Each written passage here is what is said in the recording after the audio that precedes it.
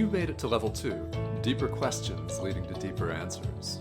I'm Tomas Garza, and I'm here to help you decide to transform. I'll be setting the pace for the process to support your unfolding. Learn and commit to a practice that brings simplicity and then awareness of what is ready to be released. Join me now and allow the experience of a deeper sense of love.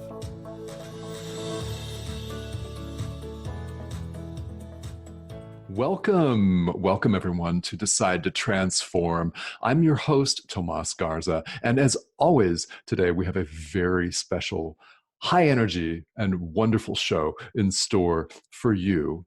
Joining me from Las Vegas, Nevada today is Kelly Fisher, my very special guest. Kelly Fisher is a renowned hypnotherapist that is changing the world as we speak. Known for his no-nonsense, no-fluff, and quick results, Kelly is a highly sought-after professional. Passionate about ending mental suffering, Kelly has co-authored numerous books to get the message out. He has taught us programs from stage. As an entrepreneur himself, Kelly understands the power of overcoming self-doubt and anxiety. Kelly has 23 years experience helping people get control of their thought, feeling, emotion process for dramatic lifelong results. And Kelly's life motto, something that I love, slow your mind down to the speed you're living. Kelly, welcome to Decide to Transform. Tomas, thank you so much for having me. This is a real pleasure, and I've been looking forward to our conversation for a number of reasons. Number one is energy and passion are two words that I think of when I think of you personally, and I think of the drive and the work that you do here as a hypnotherapist, as people working through anxiety and deep personal stress in life, which we can all relate to. So, in general, how did you come to work with anxiety as a subject matter? Well, first of all, it's funny you say that high energy because in my study, we have high emos and high physicals, emotionals. And I'm a very high emotional, I mean, I'm a very quiet thinker. When I get on this subject, as you know, I get amped up. I watch my stuff back. I'm like, I'm a high physical when I get, everything gets flowing. It's funny that it's almost like a performance change. I get all amped up of talking about this stuff. So I enjoy so much. The beginning of anxiety, I started I went to a hypnotherapist way back in the day. When I was young, I had anger management problems myself. So I I listened to this guy on the radio every Sunday, and I realized, oh my God, he's in LA. He's right here. And so I went to see him, and sure enough, it helped me to the degree, like I was walking through my apartment in Hollywood, and some guy walked by me and like shoulder bumped me real hard. And I just went to my car, and when I opened the door, I turned around and go, I would have been really angry right there. I think this stuff's working. There's something to this hypnosis stuff. And that led me on to, I wanted to become the hypnotherapist myself to really help people change.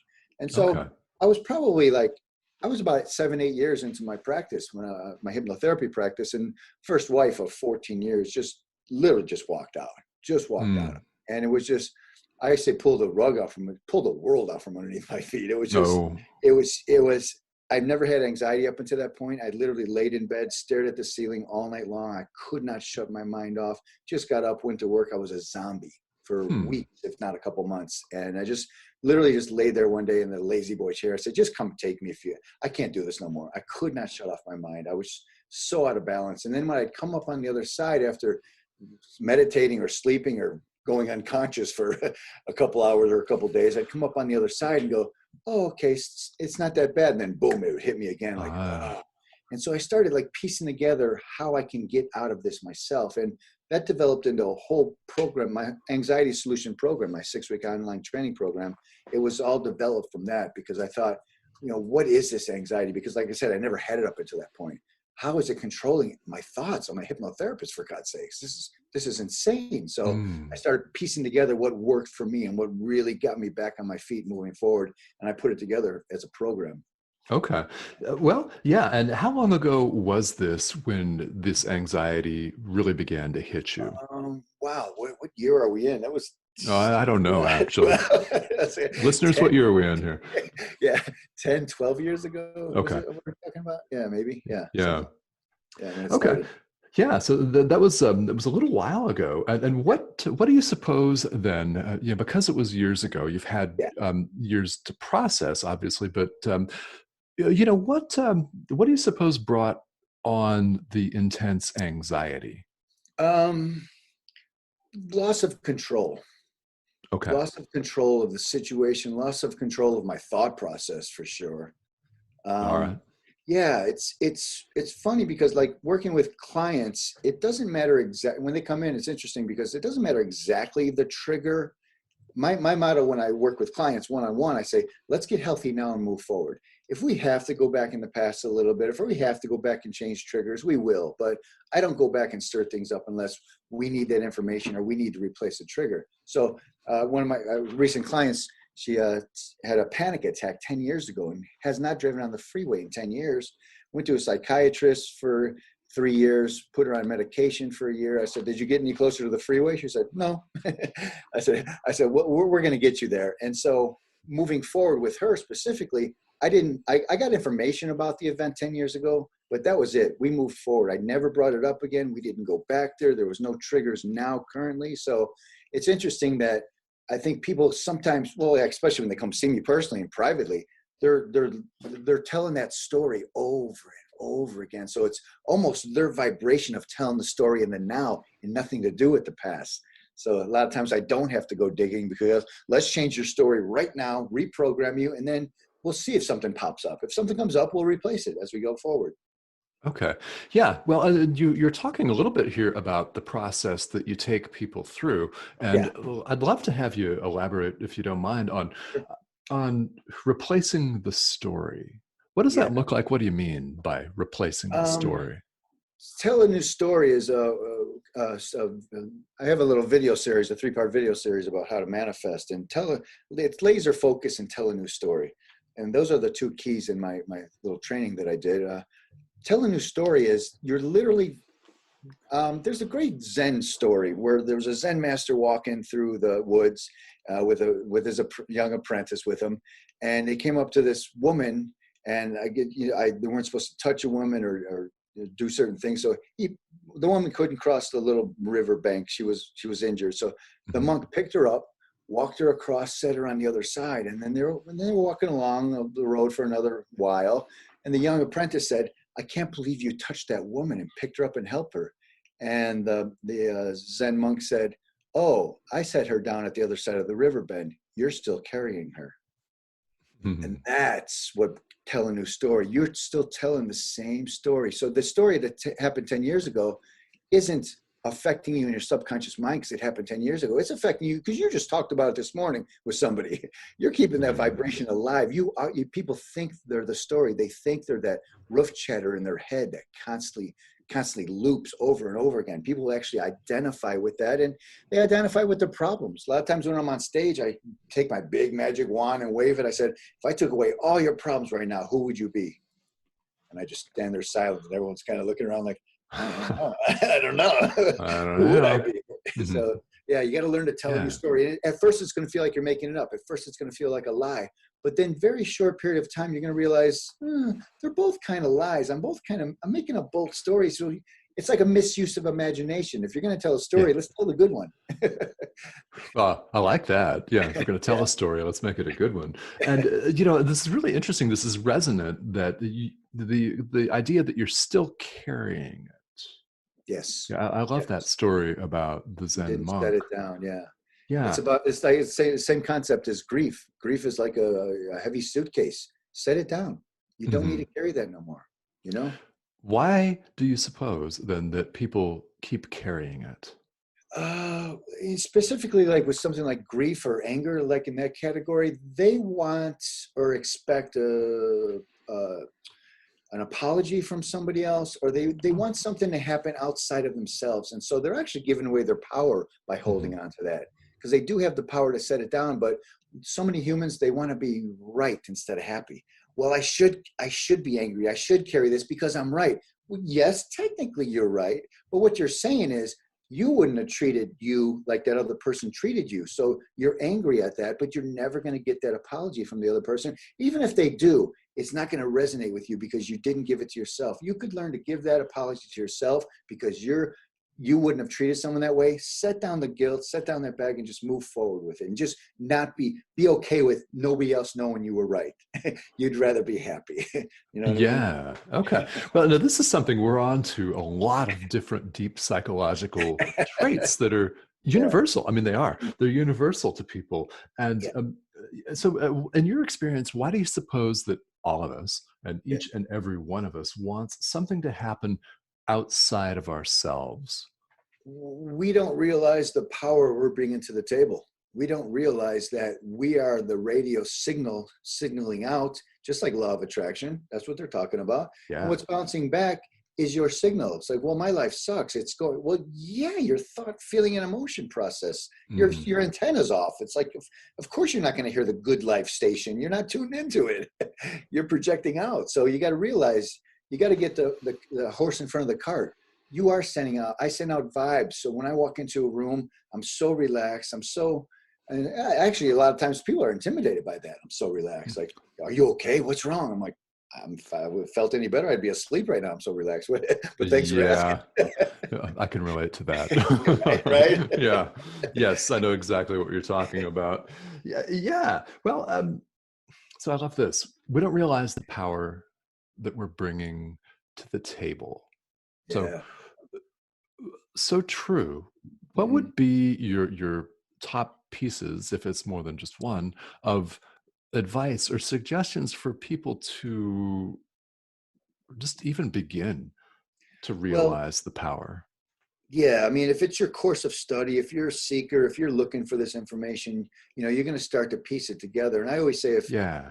if I talk about out of body experience or UFOs or some kind of levels of vibration, you just think it's crazy. Well, just file that away because you're learning, you're seeking, and then all of a sudden you'll start to see these maps kind of overlay. Like you said, it's relatable to a lot of people, even though we kind of shifted topic a little bit. They all blend together. So as you study this, you start to realize, there is a thread of truth that runs through all this. And when you realize that, it's one of the most important things is you just have to meditate. You have to slow your mind down. That conscious roof chatter, like Einstein said, we can't fix the problem from the level of focus that caused the problem, from Right. the level of mind. That's what he's talking about. I always Hmm. say you can't fix this broken screwdriver with this broken screwdriver. You need another tool. So the conscious part of the mind is out of control. That's the one that thinks we're going to walk into a room and be less than and judge everyone and all that conscious roof chatter that bounces around your head. You have to shut that off. You have to realize deep down inside, oh my God, I am not that roof chatter. And all of a sudden you're watching Yeah. the roof chatter go by like it's a CNN scroll going by. It's just, that talk, talk, talk, talk, talk, talk. I call it the yip, yip dog in the corner. Yip, All yip, right. yip, yip, trying to get your attention. And you realize that's not you. You don't have to entertain those thoughts anymore. You don't have to believe everything you think. You could choose which thoughts to think. I call it original thought. Ah, yes. Yeah. Yeah, yeah, and this is great. The yip yip dog. We all have a yip yip dog. Yes. Right, and Yeah. in your experience, then meditation has been, if not the solution, one of the top solutions to dealing with the yip yip dog. So for people that are listening that don't have an active meditation Mhm. practice or they're not really familiar with it, how does it work to deal with the dog, the yip yip dog? Well, I mean, you could start with YouTube or, try to seek out a teacher that teaches it. But Hmm. just closing your eye. If you try to meditate on your own, just close your eyes.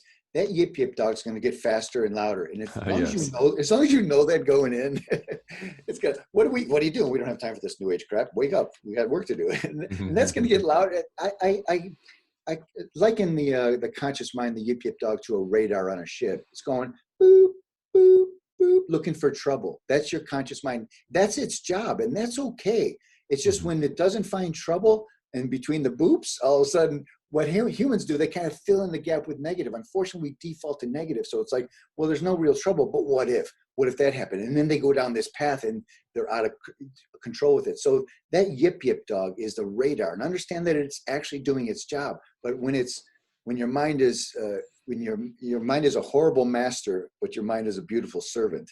When that yip yip dog is a master, you're at its bay. You do whatever it says. You think other people are thinking stuff about you. Whatever it talks to you, you believe it's real. But when you are the master of the mind, now it's your servant. Now I can control my mind. I can control my thoughts. I get some negative thoughts. I sit down and I consciously, purposely change it. A lot of times I don't even have to go into meditation because I've been doing it my whole life. I can do it consciously. It's just harder to do consciously, especially when you're starting out. You just can't do it consciously when you're starting out. Right. Yeah. Yeah. Yeah. I think a lot of people can relate to that, and that this is something that that meditation teachers, anybody that works in this line of work, has heard is I can't, or I don't have time, or I just don't have the ability, right, to do that.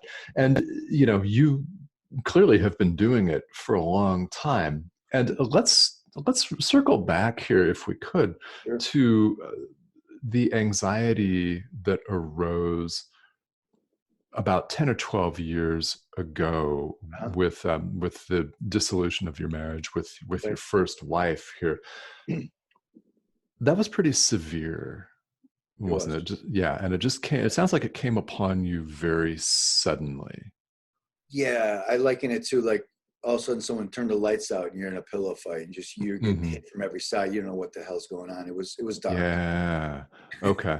All right. Yeah. And then so how'd that show up? Because I know there are a lot of listeners that have dealt with this before. They may be dealing with it now. And if you're listening to this, let's pay attention to how this shows up and what you did about it. So, what was this like when it all of a sudden just showed up on you? Yeah, I mean, to a bit technical side of it, the conscious mind is the brainwave frequency. It's racing so high that when your thoughts, if it saves like a just general 1 to 10, just for scale purposes, it's 10 is a really high racing kind of, oh my God, can I make it through the day? But normal stress, but not. It's amped up too high. What I went through, it's more like it's like a scale of 1,000. The mind was racing so fast and so out of control that it was just it feels like there's no way out. It feels like there's no way nobody could know what you're going through. And I come across that with a lot of my clients. It's like there's no way you could understand what's going on right now, and I do because I've been through it. But it's racing so high that what happens is it kicks in the fight or flight. The mind can only handle so much and dumps it into the body. This is what I call the anxiety circle. Heart starts racing. A or B, you're etherically leaning, like Stuart Wilde calls it, etherically leaning, and I love the way he describes that. You're literally leaning towards the future. That's why your heart is racing. You're trying to get there. Your mind is so far out in front with negative thoughts. Your body is literally trying to catch up with it. You're out of balance, fight or flight. The heart rate's pounding. You can't sleep. It's just such a out of balance etheric focus that it starts with the mind racing, the body follows, and it's just this anxiety loop that just seems impossible to break. And I went through two or 3 months of that level before I just sat in a lazy boy chair and said, just come get me, come take me, because I can't do this no more. Okay. It was that bad. Yeah. And when you were sitting in the chair and you said that, was that for you the turning point? It was not. Okay. I would go unconscious. I would sleep. I didn't know what time it was, what day it was. And I'd come up the other side, middle of the day sometime. And, I kind of have enough energy to get back to work. And then I would, I'm okay. And then all of a sudden it hit me like, oh shit, dude, it'd come up again. But then I started to have those gaps, what I call them, where I felt better just a little longer when I got up, and then it would hit me. And I thought, what's this gap? How can I control this? And I came up with part of my anxiety solution was fork in the road. And every time a fork in the road, every time I went down that negative path, I knew what was down there and I still did it. And I thought, if I could design a deep breath, fork in the road, let's stop right here and choose to go down this positive path, even though we don't know what's down there. At least it's a positive path. And that's where that fork in the road was one of the main parts of the anxiety solution, to get in control of it right when it starts. Okay. Yeah. Well, and then what do people do to take the more positive fork in the road then? First of all, stop the negative fork. All right. Yeah, Abraham Hicks talks about, I love their analogy. They say if the train's going 100 miles an hour the wrong way, it's not going 100 miles an hour the other way that quick in a heartbeat. You know what I mean? So True. we slow the train down. We think positive. We go general. We say, okay, everything's fine. You know, my boy's healthy. We got a brand new car. All right, I just got a bass guitar to relive my childhood. I'm talking personal here, looking around my office, and it's like, okay, things are good. I'm centered. I'm healthy. I just got back from the gym, literally. Everything's good. So I brought myself back to a general place instead of that negative fork. And then that's the pivot point of the fork. Now we can start to think positive. So we slow that train down to a stop, get back to the now. Everything's okay now. Now I can think positive. The train's going the other direction. Yeah, Yeah. yeah. And then so how did you access that kind of well, that mentality, that consciousness? How did you access that when you were full on in this anxiety? What switched for you? I think one of the parts, like you asked when I sat in that chair, was a turning point. It wasn't a turning point in the good way yet, but it Ah, was, I gave up. I let go. I let yes. go of that battle. I let go of the battle. I tried to battle my head back into straightness. And like Einstein said, I couldn't fix it from that level. And so, but when you're in it, nobody knows what you're going through because your heart's pounding. It's just, you know, Yeah. it's horror. I was literally driving home on the freeway. I was doing almost 100 miles an hour. And I thought, if I just crank this real right now, just crank it off the Mm. freeway, that roof chatter would stop. I would stop. I mean, I was trying to, I mean, this was, like I said, this was a dark place. And so when I work with people, I don't take none of this lightly of the drama and the out of balance story that people are going through. They feel it physically in their body. And I know it all too Yeah. well. Yeah. Yes. Yeah. Yeah. You've experienced it. You just mentioned the incident where you were driving on the freeway. What stopped you? What stopped you from yanking the wheel?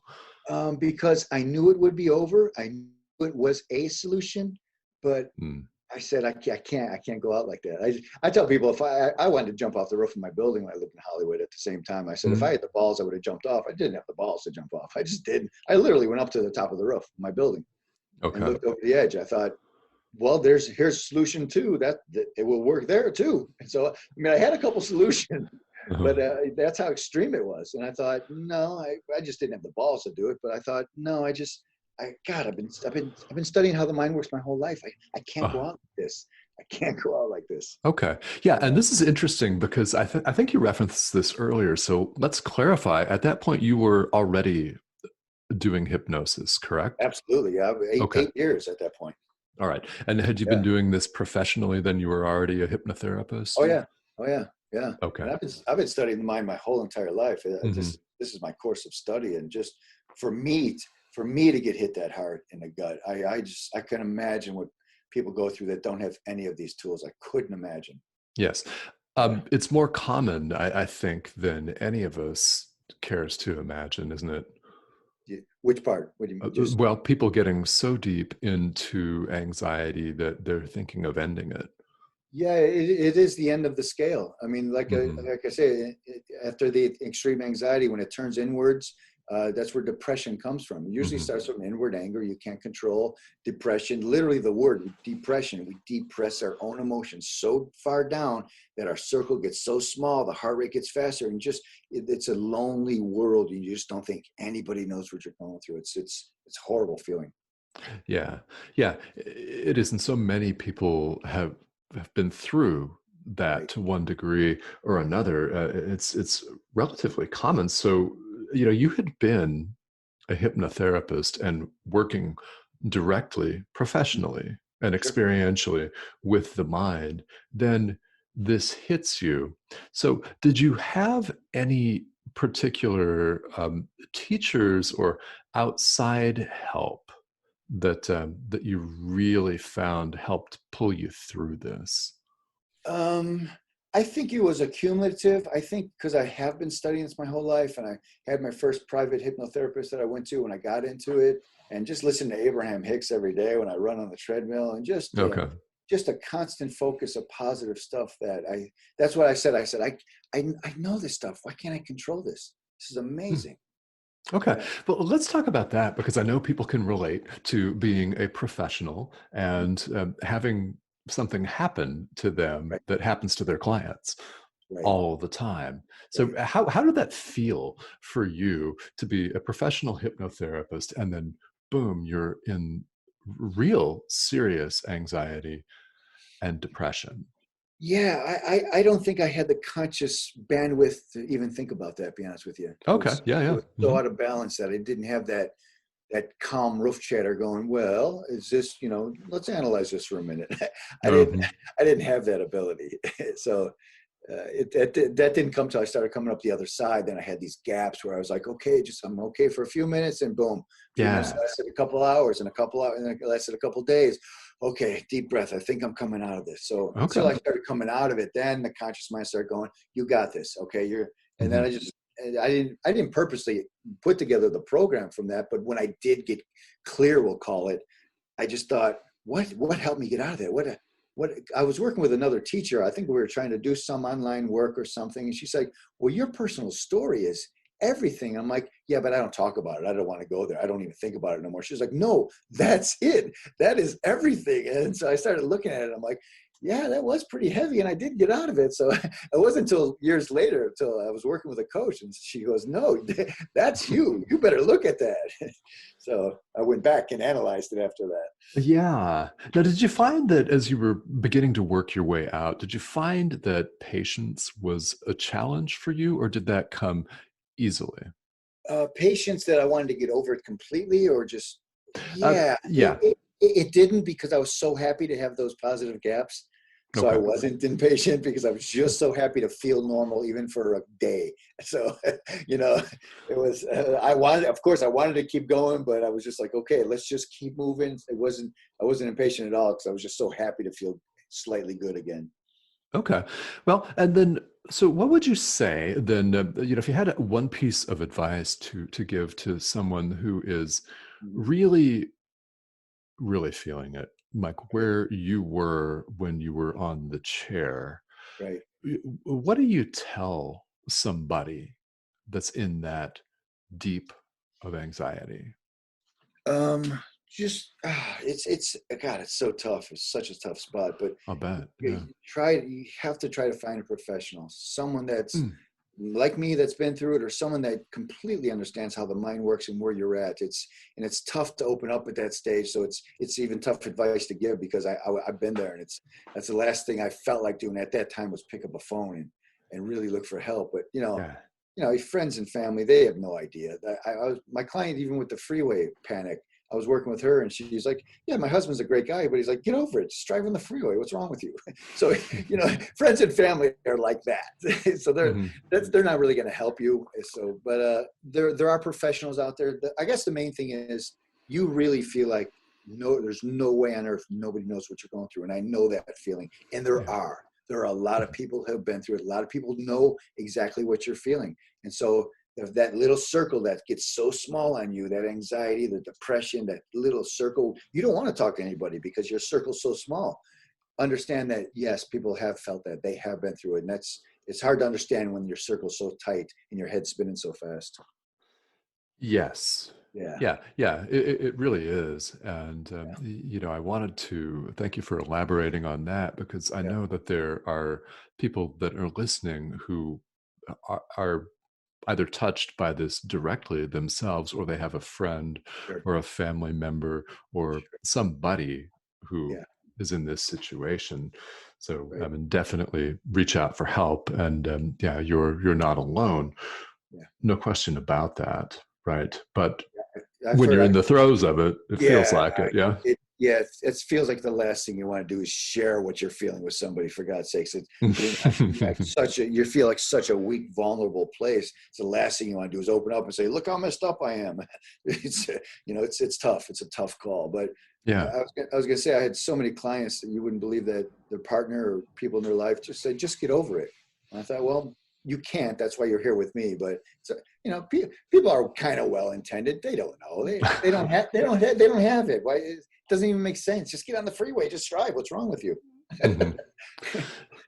Yeah, well, and everybody's having their own version of experience, and it Right. just never fails that someone would say, "Hey, just get on the freeway, just Yeah. drive," and they might Yeah. be doing something has that they're really hesitant to do, or they're afraid of something that It's their comes easily personal to life. you. Yeah, Right. so Right. Yeah. Yeah. yeah, yeah. So then, as you began to come out of this, you mentioned that you didn't really consciously develop the course that you work Right. with now. It just sort of organically showed up. So, at Yes. what point did you really begin teaching this?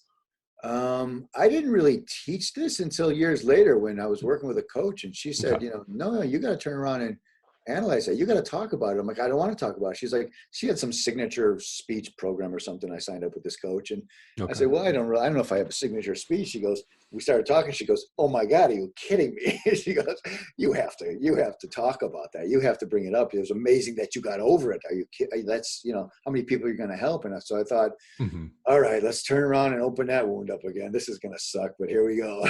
Well, well, and here you are on Yeah. a worldwide internet audience here, but Right. and we all appreciate you Yeah. being here. Yeah, yeah. So you've got a motto that I mentioned in the intro. I want to talk a little bit about this because there's a lot of richness to this. And again, your Yeah. motto is slow your mind down to the speed you're living. Would you Yes. tell us more about that?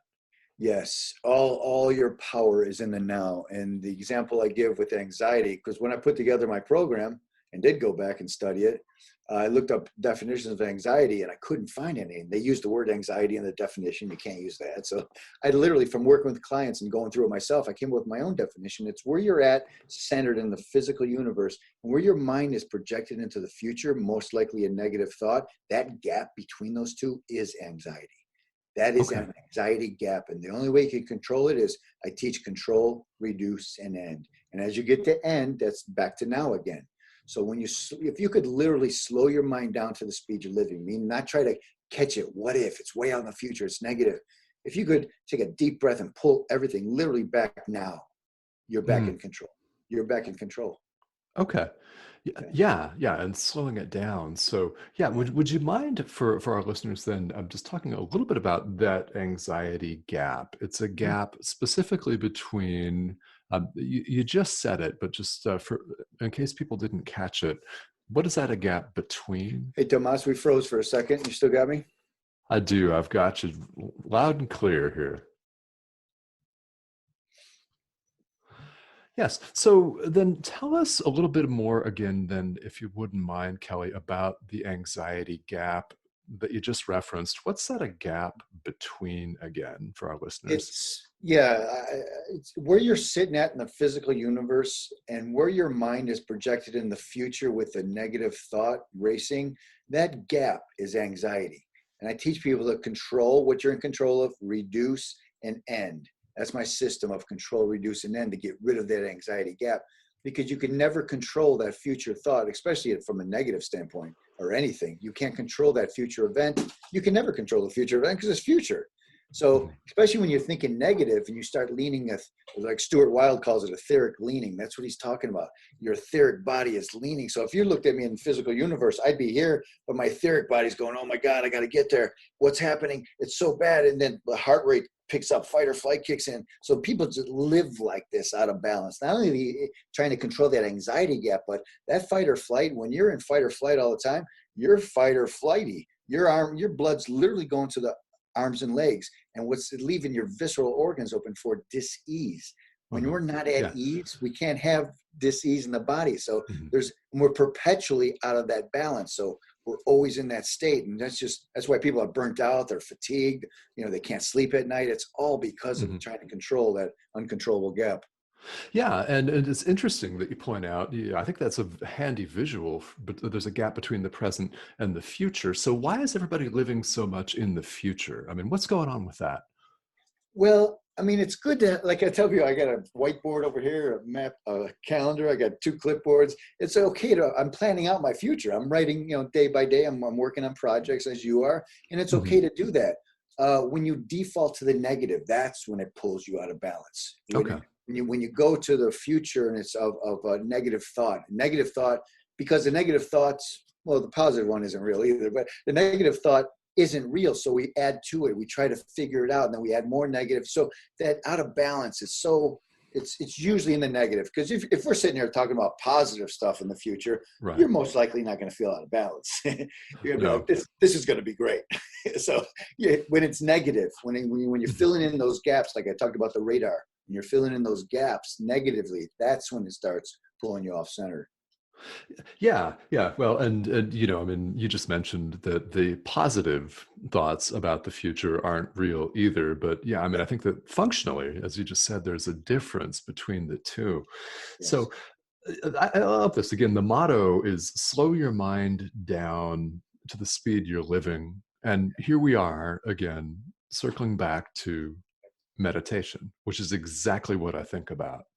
Yep, that's what it does. That's I want to say the only tool. If you're, I mean, some people are just born like there's top athletes in the world that are just in the zone. They're like in a meditative zone, and top business people like they're there by default, by accident. But most people have to learn this system and get to, yeah. With meditation is really the only, like that roof chatter I talked about. The only way to shut that off is meditation. You can't start there. That's the part that's out of control, racing. You can't fix it from there. It's literally impossible. Mhm. Yeah, Yeah. and then you know, as someone that's meditated quite a bit, I can attest to the fact that the mind chatter is it's wild. It's Yeah. insane, in fact, Yeah. Yeah. and random, Yeah. and all of that. Okay, You know, so it's funny. I was just going to say, like the Yip Yip dog we were talking about. yeah, I yeah, always, I always tell people, like, if the Caesar Milan, the dog whisperer, when he goes, shh, no, shh, no, we're not doing that now. Shh. And so if you watch that show, he goes in and fixes the humans. The dogs are mhm, never out of balance. The dog right. animals can't have anxiety. They can't think future thoughts. That's not the way it works. I had a client. She's like, no, you don't understand. My two dogs have separation anxiety. I'm like, that's impossible. They can't think future thoughts. Do tell, what's happening when you get your suitcase? When I get my suitcases out, they go crazy. I'm like, what are you thinking when you get your suitcases out? She's like, yeah, I'm anxious and out of balance. I'm like, yeah, they're running around like crazy. Like, why is she like this? Why is she doing this? Why is she thinking this? They can't think future thoughts. So, you know, Yeah.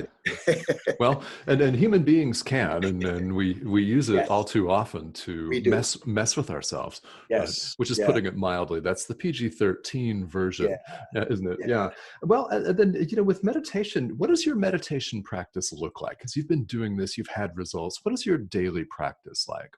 I usually meditate twice a day. Okay. I'm with another company. They have my all my meditations on a light and sound goggle machine, which is Hmm. really cool because it, gets, pulls the brainwave frequencies down with the fluttering. And so I listen to, he has like,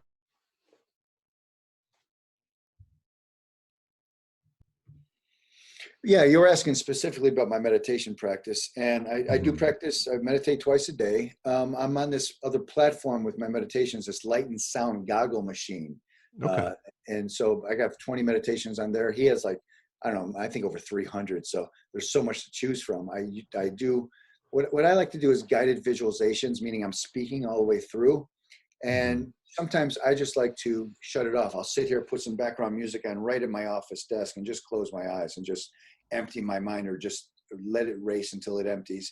I like doing that also. It's interesting practice. That's why I usually start everybody out with a guided visualization, because I am a hypnotherapist. I lead them Sure. through. Because if somebody just tried to, like we talked about earlier, if somebody just tried to meditate on their own, that conscious mind is going to race like crazy. It's going to speed up. It's not going to let them drop into meditation. So that's why I like to start. I do a stairway technique, a deepening technique, a deep breath, a white light healing. I have this whole induction that I use every single time, whether I'm Okay. recording or live with a client, because I'm leading them through the complete shut off of the physical body, and Hmm. slowing everything down so much that we go to the deepening technique, progressive relaxation technique, and hypnotherapy, right down to the subconscious mind, and then we could start the reprogramming. Okay. Well, then it's just mentioned there are so many different ways for someone to approach this. What would you recommend to somebody who's never meditated before and they're curious? How would this person start? Well, I would get a meditation course, or I mean, obviously YouTube has a lot of stuff. Hmm. I try to find, just start, just look. listen to something with headphones on that's going to be like more like a guided visualization meditation, like I said, because if they're just going to say, you just listen to the raindrops, you listen to that raindrops for 4 seconds and you're on your problems already. It's, what I mean? It's just not going to, right? It's just not going to work. I have so many meditations that I purchased throughout the years, just studying other people's stuff. And I have so many that I listen to that the guy said, literally he goes, okay, take a deep breath now. No, he goes, close your eyes, take several deep breaths. Now, I want you to think about, I'm like, I didn't even inhale yet. Wait a second. Like, obviously, the guy never worked with somebody one-on-one. You know what I mean? It's like, no, when I say take a deep breath, I take it with them. I count to 3. I exhale with them. And that's why I love my job, because I get to go into meditation every time I work with somebody. Well, now that sounds like a really nice job to me. I could think of worse. Yeah. I come out the other side. I'm like, everyone's light as a feather right now, because I know I am. Vibrations different, colors are different. You've literally reshifted your whole entire being by going into that deep meditation. Yeah, you really do. You actually literally remake yourself. You're not the same person coming out. You're not. Yes, that is wonderful. And all right, so you just painted a really, really good picture of what somebody that's working with you might experience should they choose to do it. So Kelly, how can people reach out to you and make contact with you if they're curious about your work? Sure, they can. I have a beginner's guide to anxiety solution. It's a meditation and a 3-part workshop on control, reduce, and end, just what we were talking about. Yeah. And so if they go to bestanxietysolution.com, they can get that free, the audio and the 3-part workshop. If they want to go directly and reach out to me, they can email me at globalmindstretch@gmail.com, and we could set up a consultation and see what they need. Okay, right. Yeah. And then, so then the free resources that you just talked about, that's a free guided meditation then. And is this like an all levels meditation that anyone can access? Or? Well, I call it the beginner's guide to anxiety relief, because in the first, the first 5 minutes I'm speaking, which I don't normally do in my recorded meditations, because I'm letting you know what you're about to experience, how to experience it. So it's really a beginner's guide meditation. And then we go through the whole meditation, the whole deepening technique, and get you into that place, relaxed place. But it's just a little more explaining in the beginning, is why I call it introduction guide to anxiety. Okay. Yeah. Well, and then this is available then on your website, which is bestanxietysolution.com. Yes. And your email, just to confirm, is all one word, globalmindstretch@gmail.com. All right. And this is how you all listening can reach Kelly and take this a step further. So Kelly, one more thing before we wrap up. I really appreciate your coming on the show and sharing this with us today, because I know this touches a lot of people's lives directly. And if it doesn't touch them, then it affects a friend or a colleague or a family member. This is a very personal subject to anyone. And if people are going through this right now, before we wrap up here, any thoughts or suggestions for them, whether they're going through it, and then I guess also for people that know somebody? Right. The bottom line is you can't go through it alone. The conscious mind that's out of control, that's constantly racing and telling you bad stuff, and you believe it, that system, you can't just switch it off. I wish you could. I wish there was a way. I wish I found out a way. You just can't turn that off. And you have to meditate. You have to learn up.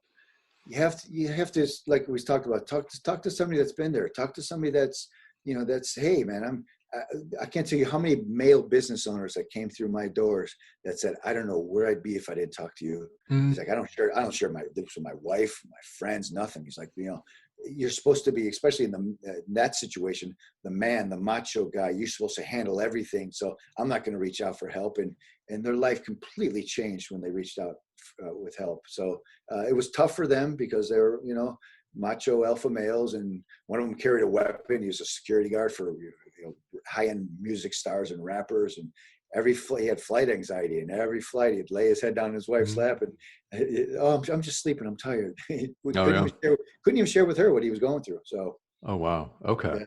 There's help out there. There's help. Right. There's help out there, and reach out. Okay.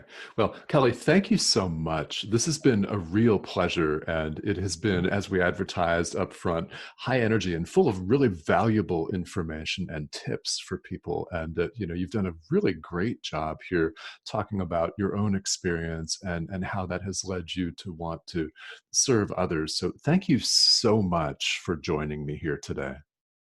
Thanks for having me. This was awesome.